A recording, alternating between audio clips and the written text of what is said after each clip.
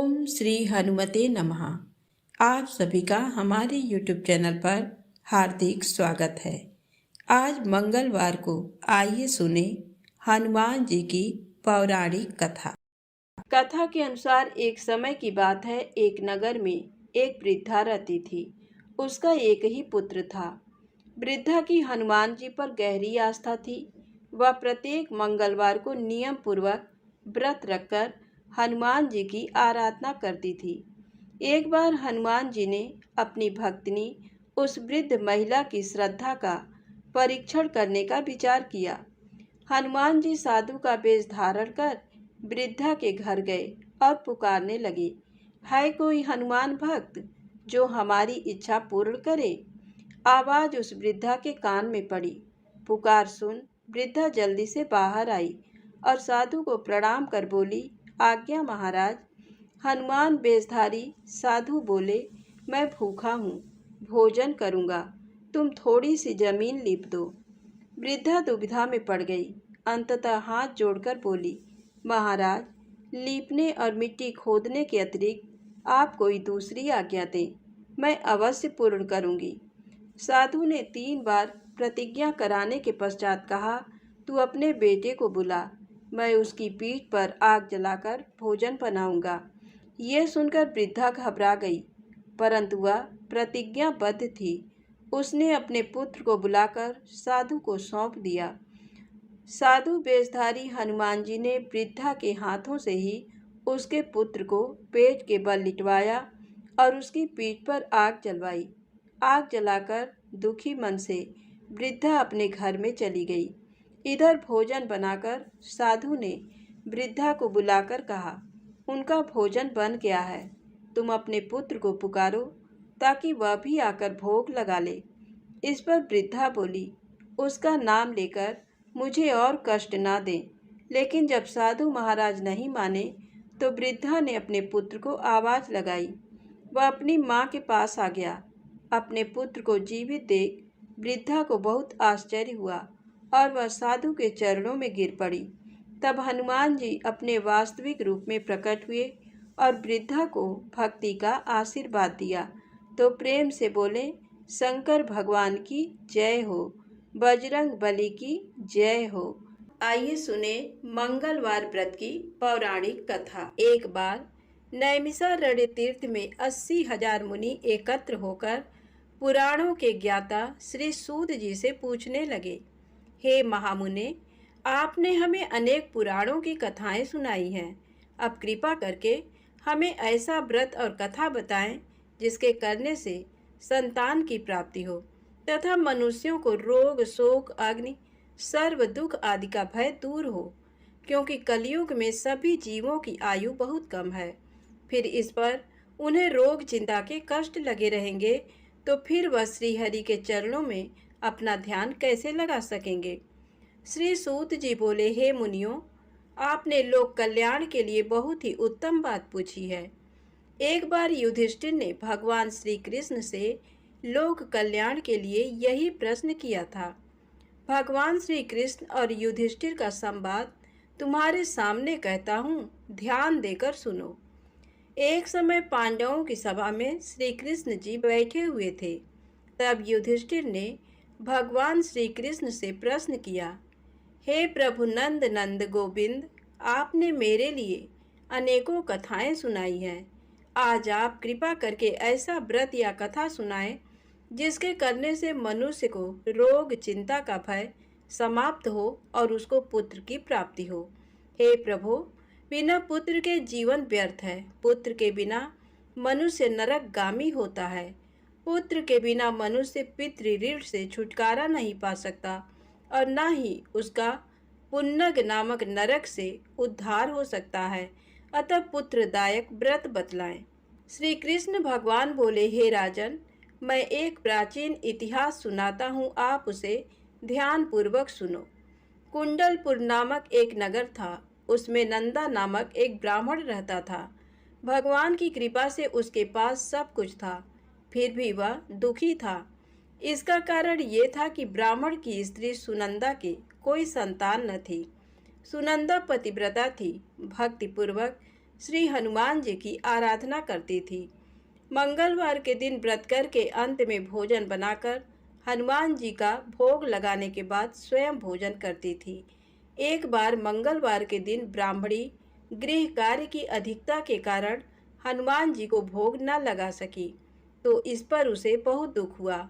उसने कुछ भी नहीं खाया और अपने मन में प्रण किया कि अब तो अगले मंगलवार को ही हनुमान जी का भोग लगाकर अन्न जल ग्रहण करेगी। ब्राह्मणी सुनंदा प्रतिदिन भोजन बनाती, श्रद्धा पूर्वक पति को खिलाती, परंतु स्वयं भोजन नहीं करती और मन ही मन श्री हनुमान जी की आराधना करती थी। इसी प्रकार 6 दिन गुजर गए और ब्राह्मणी सुनंदा अपने निश्चय के अनुसार भूखी प्यासी निराहार रही और अगले मंगलवार को ब्राह्मणी सुनंदा प्रातःकाल ही बेहोश होकर गिर पड़ी। ब्राह्मणी सुनंदा की इस असीम भक्ति के प्रभाव से श्री हनुमान जी बहुत प्रसन्न हुए और प्रकट होकर बोले, सुनंदा, मैं तेरी भक्ति से बहुत प्रसन्न हूँ, तू उठ और वर मांग। सुनंदा अपने आराध्य देव श्री हनुमान जी को देखकर आनंद की अधिकता से विह्वल हो श्री हनुमान जी के चरणों में गिरकर बोली, हे प्रभु, मेरी कोई संतान नहीं है, कृपा करके मुझे संतान प्राप्ति का आशीर्वाद दें, आपकी अति कृपा होगी। श्री महावीर जी बोले, तेरी इच्छा पूर्ण होगी, तेरे एक कन्या पैदा होगी, उसके अष्टांग प्रतिदिन सोना दिया करेंगे। इस प्रकार कहकर श्री महावीर जी अंतर्ध्यान हो गए। ब्राह्मणी सुनंदा बहुत हर्षित हुई और सभी समाचार अपने पति से कहा। ब्राह्मण देवकन्या का वरदान सुनकर कुछ दुखी हुए, परंतु सोना मिलने की बात सुनी तो बहुत प्रसन्न हुए। विचार किया कि ऐसी कन्या के साथ मेरी निर्धनता भी समाप्त हो जाएगी। श्री हनुमान जी की कृपा से वह ब्राह्मणी गर्भवती हुई और 10वें महीने में उसे बहुत ही सुंदर पुत्री प्राप्त हुई। ये बच्ची अपने पिता के घर में ठीक उसी तरह से बढ़ने लगी जिस प्रकार शुक्ल पक्ष का चंद्रमा बढ़ रहा है। 10वें दिन ब्राह्मण ने उस बालिका का नामकरण संस्कार कराया। उसके कुल पुरोहित ने उस बालिका का नाम रत्नावली रखा, क्योंकि ये कन्या सोना प्रदान किया करती थी।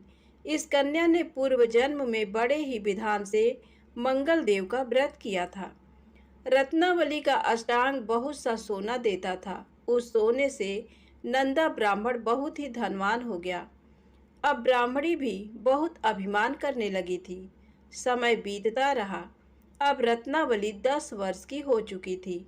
एक दिन जब नंदा ब्राह्मण प्रसन्न चित्त था, तब सुनंदा ने अपने पति से कहा, मेरी पुत्री रत्नावली विवाह के योग्य हो गई है, अतः आप कोई सुंदर तथा योग्य वर देखकर इसका विवाह कर दें। ये सुन ब्राह्मण बोला, अभी तो रत्नावली बहुत छोटी है। तब ब्राह्मणी बोली, शास्त्रों की आज्ञा है कि कन्या 8वें वर्ष में गौरी, 9 वर्ष में रोहिणी, 10वें वर्ष में कन्या, इसके पश्चात रस्वला हो जाती हैं। गौरी के दान से पाताल लोक की प्राप्ति होती है, रोहिणी के दान से वैकुंठ लोक की प्राप्ति होती है, कन्या के दान से इंद्रलोक में सुखों की प्राप्ति होती है। अगर हे पतिदेव रजस्वला का दान किया जाता है तो घोर नरक की प्राप्ति होती है। इस पर ब्राह्मण बोला, अभी तो रत्नावली मात्र 10 ही वर्ष की है और मैंने तो 16-16 साल की कन्याओं के विवाह कराए हैं, अभी जल्दी क्या है। तब ब्राह्मणी सुनंदा बोली, आपको तो लोभ अधिक हो गया। शास्त्रों में कहा गया है कि माता पिता और बड़ा भाई रजस्वला कन्या को देखते हैं तो वह अवश्य ही नरकगामी होते हैं। तब ब्राह्मण बोला, अच्छी बात है, कल मैं अवश्य ही योग्य वर की तलाश में अपना दूत भेजूंगा। दूसरे दिन ब्राह्मण ने अपने दूत को बुलाया और आज्ञा दी कि जैसी सुंदर मेरी कन्या है वैसा ही सुंदर वर उसके लिए तलाश करो। दूत अपने स्वामी की आज्ञा पाकर निकल पड़ा। पंपई नगर में उसने एक सुंदर लड़के को देखा। ये बालक एक ब्राह्मण परिवार का बहुत गुणवान पुत्र था। इसका नाम सोमेश्वर था। दूत ने इस सुंदर व गुणवान ब्राह्मण पुत्र के बारे में अपने स्वामी को पूर्ण विवरण दिया। ब्राह्मण नंदा को भी सोमेश्वर अच्छा लगा और फिर शुभ मुहूर्त में विधि पूर्वक कन्यादान करके ब्राह्मण ब्राह्मणी संतुष्ट हुए। परंतु ब्राह्मण के मन में लोभ समाया हुआ था। उसने कन्यादान तो कर दिया, पर वह बहुत खिन्न भी था।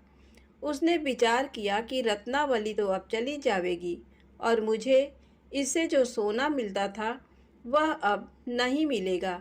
मेरे पास जो धन था कुछ तो इसके विवाह में खर्च हो गया और जो शेष बचा है वह भी कुछ दिनों पश्चात समाप्त हो जाएगा। मैंने तो इसका विवाह करके बहुत बड़ी भूल कर दी है। अब कोई ऐसा उपाय हो कि रत्नावली मेरे घर में ही बनी रहे, अपनी ससुराल ना जाए। लोभ रूपी राक्षस ब्राह्मण के मस्तिष्क पर छाता जा रहा था। रात भर अपनी सैया पर बेचैनी से करवटें बदलते बदलते उसने एक बहुत ही क्रूर निर्णय लिया। उसने विचार किया कि जब रत्नावली को लेकर उसका पति सोमेश्वर अपने घर के लिए जाएगा तो वह मार्ग में छिपकर सोमेश्वर का वध कर देगा और अपनी लड़की को अपने घर ले आएगा, जिससे नियमित रूप से उसे सोना भी मिलता रहेगा और समाज का कोई मनुष्य उसे दोष भी नहीं दे सकेगा। प्रातः काल हुआ तो नंदा और सुनंदा ने अपने जमाई तथा लड़की को बहुत सारा धन देकर विदा किया। सोमेश्वर अपनी पत्नी रत्नावली को लेकर ससुराल से अपने घर की तरफ चल दिया। ब्राह्मण नंदा महालोभ के वशीभूत हो अपनी मति खो चुका था। पाप पुण्य को उसे विचार ही न रहा। अपने भयानक व क्रूर निर्णय को कार्य रूप देने के लिए उसने अपने दूत को मार्ग में अपने जमाई का वध करने के लिए भेज दिया था, ताकि रत्नावली से प्राप्त होने वाला सोना उसे हमेशा मिलता रहे और वो कभी निर्धन ना हो। ब्राह्मण के दूत ने अपने स्वामी की आज्ञा का पालन करते हुए उसके जमाई सोमेश्वर का मार्ग में ही वध कर दिया। समाचार पाकर ब्राह्मण नंदा मार्ग में पहुंचा और रुदन करती अपनी पुत्री रत्नावली से बोला, हे पुत्री, मार्ग में लुटेरों ने तेरे पति का वध कर दिया है। भगवान की इच्छा के आगे किसी का कोई बस नहीं चलता है। अब तू घर चल, वहाँ पर ही रहकर शेष जीवन व्यतीत करना। जो भाग्य में लिखा है वही होगा। अपने पति की अकाल मृत्यु से रत्नावली बहुत दुखी हुई। करुण क्रंदन व रुदन करते हुए अपने पिता से बोली, हे पिताजी, इस संसार में जिस स्त्री का पति नहीं है उसका जीना व्यर्थ है। मैं अपने पति के साथ ही अपने शरीर को जला दूंगी और सती होकर अपने इस जन्म को, माता पिता के नाम को तथा सास ससुर के यश को सार्थक करूंगी। ब्राह्मण नंदा अपनी पुत्री रत्नावली के वचनों को सुनकर बहुत दुखी हुआ। विचार करने लगा, मैंने व्यर्थ ही जमाई वध का पाप अपने सिर लिया। रत्नावली तो उसके पीछे अपने प्राण तक देने को तैयार है। मेरा तो दोनों तरफ से मरण हो गया। धन तो अब मिलेगा नहीं। जमाई वध के पाप के फलस्वरूप यम यातना भी भुगतनी पड़ेगी। ये सोचकर वह बहुत खिन्न हुआ। सोमेश्वर की चिता बनाई गई। रत्नावली सती होने की इच्छा से अपने पति का सिर अपनी गोद में रखकर चिता में बैठ गई। जैसे ही सोमेश्वर की चिता को अग्नि लगाई गई, वैसे ही प्रसन्न हो मंगल देव वहाँ प्रकट हुए और बोले, हे रत्नावली, मैं तेरी पति भक्ति से बहुत प्रसन्न हूँ, तू वर मांग। रत्नावली ने अपने पति का जीवन दान मांगा। तब मंगल देव बोले, रत्नावली, तेरा पति अजर अमर है, ये महाविद्वान भी होगा और इसके अतिरिक्त तेरी जो इच्छा हो वर मांग। तब रत्नावली बोली, हे ग्रहों के स्वामी, यदि आप मुझ पर प्रसन्न हैं तो मुझे ये वरदान दीजिए कि जो भी मनुष्य मंगलवार के दिन प्रातःकाल लाल पुष्प लाल चंदन से पूजा करके आपका स्मरण करे, उसको रोग व्याधि ना हो, स्वजनों का कभी वियोग ना हो, सर्प अग्नि तथा शत्रुओं का भय ना रहे। जो स्त्री मंगलवार का व्रत करे वह कभी विधवा ना हो। मंगल देव तथास्तु कहकर अंतर ध्यान हो गए। सोमेश्वर मंगल देव की कृपा से जीवित हो उठा।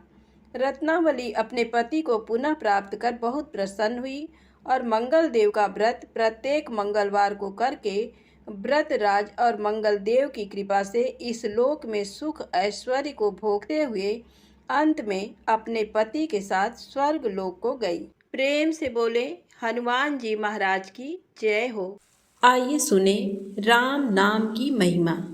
लंकापति रावण के वध के बाद जब प्रभु श्री राम की कीर्ति दूर दूर तक फैल रही थी और वह मर्यादा पुरुषोत्तम कहलाने लगे, तब एक दिन महादेव शिव की इच्छा भी मर्यादा पुरुषोत्तम श्री राम से मिलने की हुई।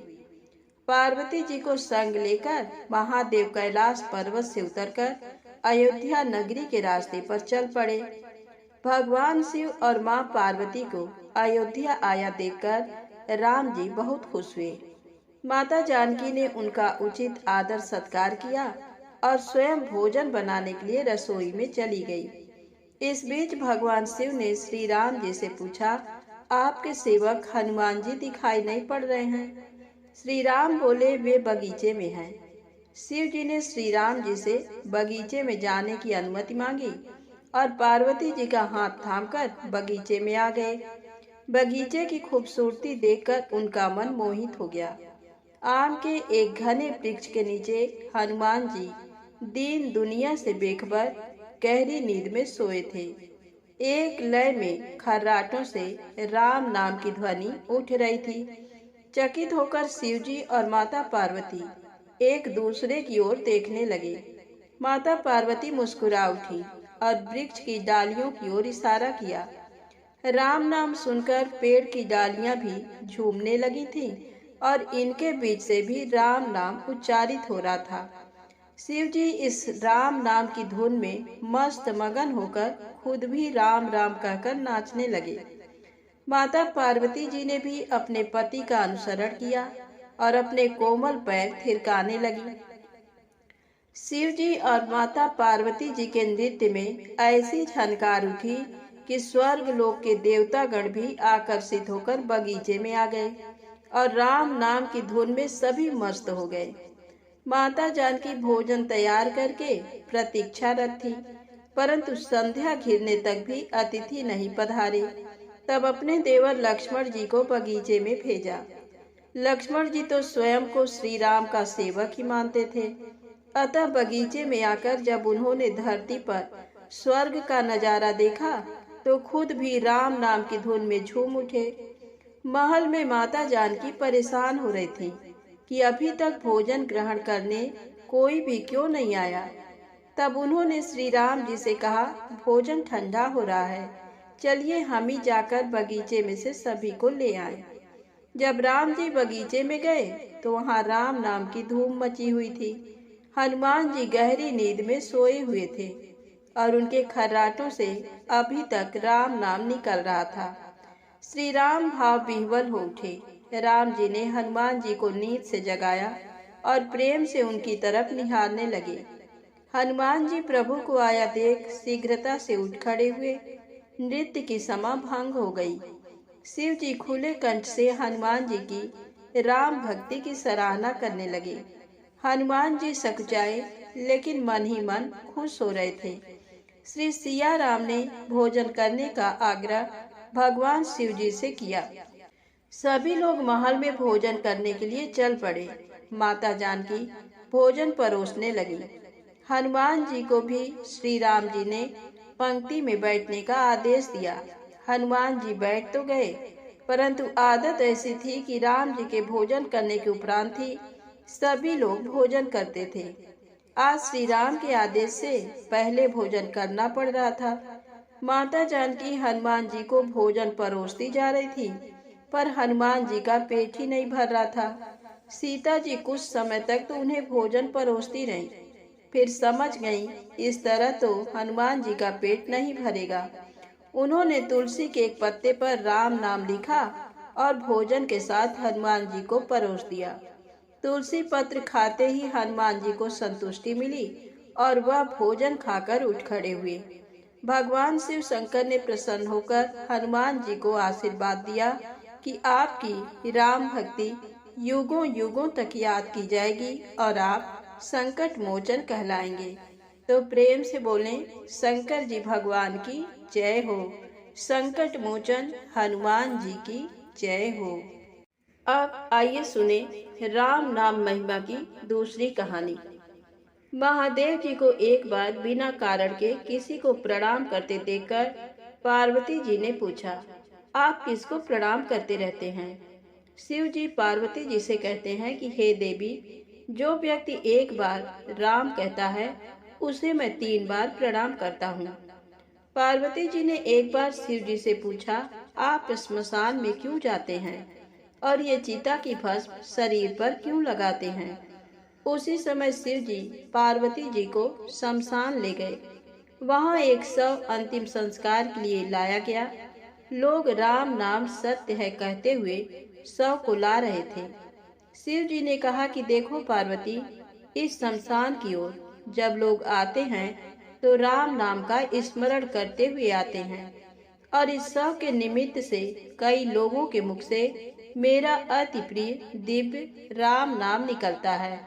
उसी को सुनने में शमशान में आता हूँ और इतने लोगों के मुख से राम नाम का जप करवाने में निमित्त बनने वाले इस शव का मैं सम्मान करता हूँ, प्रणाम करता हूँ और अग्नि में जलने के बाद उसकी भस्म को अपने शरीर पर लगा लेता हूँ। राम नाम बुलवाने वाले के प्रति मुझे अगाध प्रेम रहता है। एक बार शिव जी कैलाश पर पहुँचे और पार्वती जी से भोजन मांगा। पार्वती जी विष्णु सहस्त्र नाम का पाठ कर रही थी। पार्वती जी ने कहा, अभी पाठ पूरा नहीं हुआ, कृपया थोड़ी देर प्रतीक्षा कीजिए। शिव जी ने कहा कि इससे तो समय और श्रम दोनों लगेंगे। संत लोग जिस तरह से सहस्त्र नाम को छोटा कर लेते हैं और नित्य जपते हैं, वैसा उपाय कर लो। पार्वती जी ने पूछा, वो उपाय कैसे करते हैं, मैं सुनना चाहती हूँ।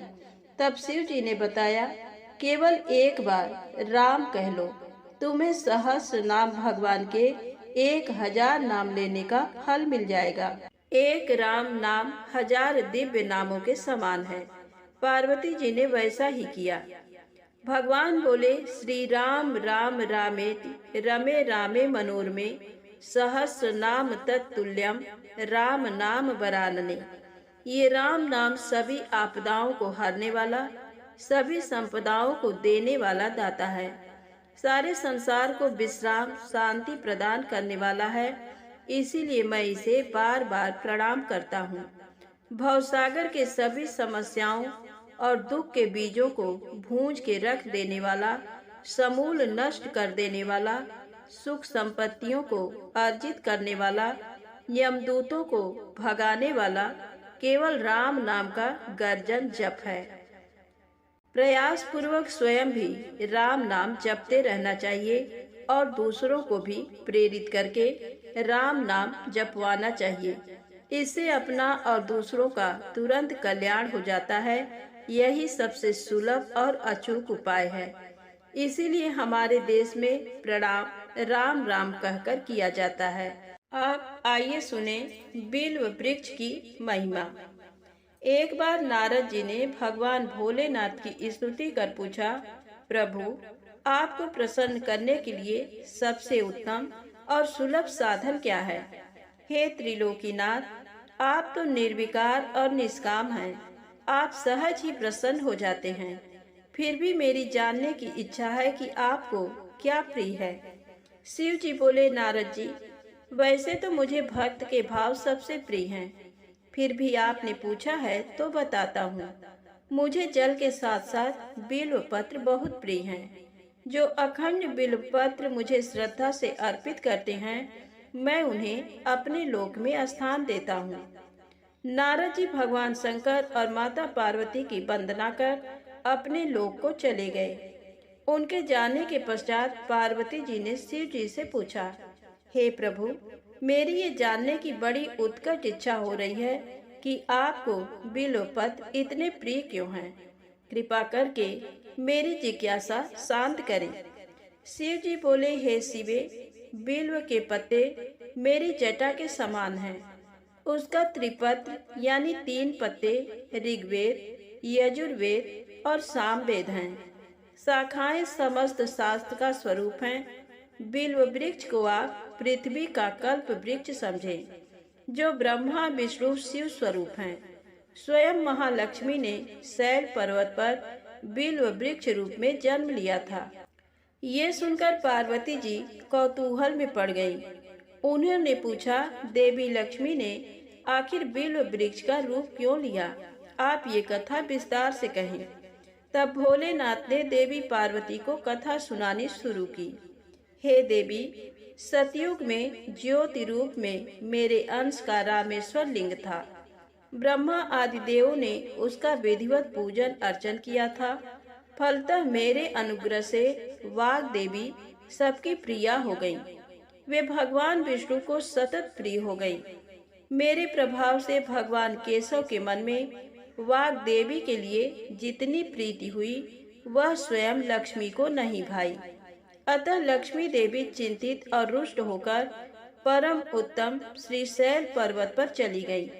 वहां उन्होंने मेरे विग्रह की उग्र तपस्या प्रारंभ कर दी। हे परमेश्वरी, कुछ समय बाद महालक्ष्मी जी ने मेरे विग्रह से थोड़ा ऊर्ध्व में एक वृक्ष का रूप धारण कर लिया और अपने पत्र पुष्प द्वारा निरंतर मेरा पूजन करने लगी। इस तरह उन्होंने कोटि वर्ष तक आराधना की। अंततः उन्हें मेरा अनुग्रह प्राप्त हुआ। महालक्ष्मी ने मांगा कि श्री हरि के हृदय में मेरे प्रभाव से वाग्देवी के लिए जो स्नेह हुआ है वह समाप्त हो जाए। शिव जी बोले, मैंने महालक्ष्मी को समझाया कि श्री हरि के हृदय में आपके अतिरिक्त किसी और के लिए कोई प्रेम नहीं है।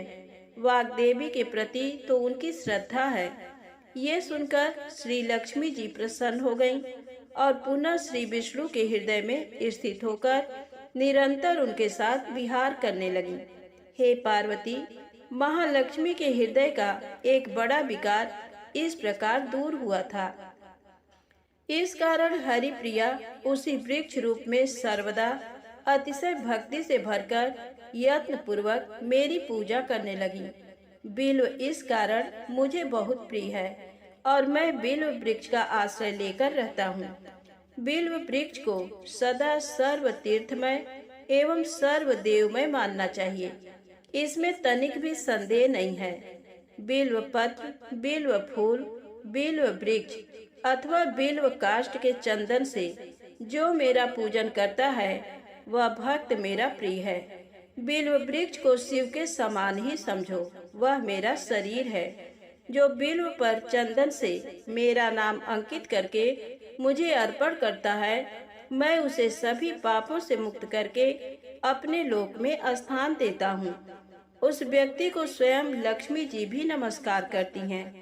जो बिल्व मूल में प्राण छोड़ता है उसको रुद्र देह प्राप्त होता है। तो प्रेम से बोले, विष्णु भगवान माता लक्ष्मी की जय हो।